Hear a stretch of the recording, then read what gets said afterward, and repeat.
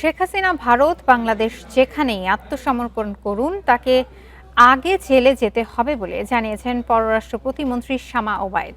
তিনি বলেন, প্রত্যর্পণ চুক্তির আওতায় ভারত থেকে শেখ হাসিনাকে ফেরাতে কাজ করছে স্বরাষ্ট্র পররাষ্ট্র মন্ত্রণালয়। দুপুরে মন্ত্রণালয়ের ব্রিফিংয়ে এসব কথা জানান শামা ওবায়দ। বলেন, শেখ হাসিনা ভারত বা বাংলাদেশে যেখানেই আত্মসমর্পণ করুক না কেন তাকে আগে জেলে যেতে হবে। আরেক প্রশ্নের জবাবে তিনি বলেন, একজন দণ্ডিত ব্যক্তি বিদেশে বসে কি বক্তব্য দিল সরকার তা আমলে নেয় না।